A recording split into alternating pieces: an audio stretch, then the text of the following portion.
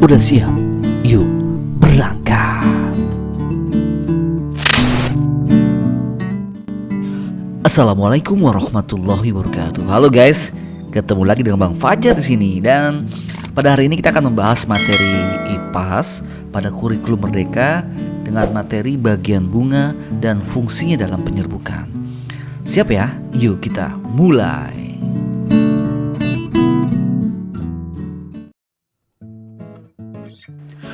Bunga adalah organ reproduksi pada tumbuhan dan modifikasi atau perubahan bentuk dari organ utama, yaitu batang dan daun. Kedua organ utama tersebut bentuknya telah disesuaikan dengan fungsinya. Secara etimologi, kata bunga itu berasal dari bahasa Latin, yaitu flos, dan termasuk dalam divisi Magnoliophyta atau Angiospermae, yaitu tanaman dengan biji tertutup. Bagian dasar dan tangkai bunga merupakan modifikasi dari batang, sementara kelopak dan mahkota bunga merupakan modifikasi dari daun yang bentuknya dan warnanya berubah. Fungsi bunga. Secara biologis, bunga berperan sebagai organ pertumbuhan dari penyatuan sel mikropi dan sel betina atau makrosporci untuk menghasilkan biji. Berikut bagian-bagian bunga dan fungsinya. Pertama, kelopak. Kelopak bunga adalah bagian dari bunga yang masih mempertahankan sifat daun dan merupakan rangkaian daun bunga yang pertama pada kuncup. Kelopak bunga letaknya ada di bagian paling luar bunga. Kelopak bunga berfungsi untuk melindungi kuncup bunga dan bagian-bagian bunga dari gangguan luar sebelum bunga mekar. Mahkota bunga atau tajuk. Mahkota atau tajuk adalah rangkaian daun bunga kedua setelah kelopak. Mahkota bunga biasanya memiliki warna dan bentuk yang menarik jika dibandingkan dengan kelopak bunga. Mahkota ini berfungsi untuk melindungi benang sari dan putik dari gangguan luar selama bunga tersebut belum mekar.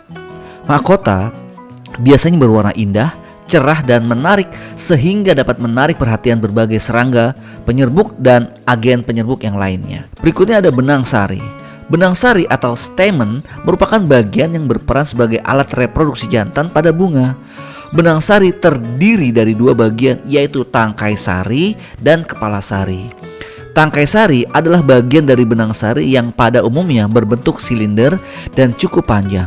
Sementara kepala sari adalah bagian dari benang sari dan terletak pada ujung tangkai sari. Ujung tangkal sari merupakan tempat berkembangnya serbuk sari, di mana di dalam kepala sari terdapat ruang sari dan di dalamnya akan terbentuk serbuk sari. Berikut ada putik. Putik adalah alat reproduksi betina pada bunga dan terdiri dari bagian penting. Pertama, kepala putik yang memiliki permukaan lengket dan berfungsi sebagai tempat menempelnya serbuk sari, tangkai putik, dan bakal buah. Kepala putik terletak di ujung tangkai putik. Kepala putik yang telah masak akan mengeluarkan lendir yang mengandung gula, protein, dan zat organik. Kedua, tangkai putik yang adalah bagian dari putik itu berbentuk tabung dan panjang. Tangkai putik merupakan tiang penghubung antara kepala putik dan bakal buah, sementara bakal buah adalah bagian terpenting dari putik yang terletak di bagian paling bawah persis di atas dasar bunga. Di dalam bakal buah terdapat bakal biji. Bila bunga telah mengalami persarian dan pembuahan, maka bakal buah akan tumbuh menjadi buah, kemudian bakal biji akan tumbuh menjadi biji. Penyerbukan pada bunga. Penyerbukan adalah peristiwa alami jatuhnya serbuk sari lalu menempel pada kepala putik sehingga terjadi proses pembuahan sempurna pada bunga. Sementara penyerbukan adalah bagian penting dalam keberhasilan dari proses reproduksi buah dan biji. Penyerbukan yang berhasil akan diikuti segera dengan tumbuhnya bulu serbuk.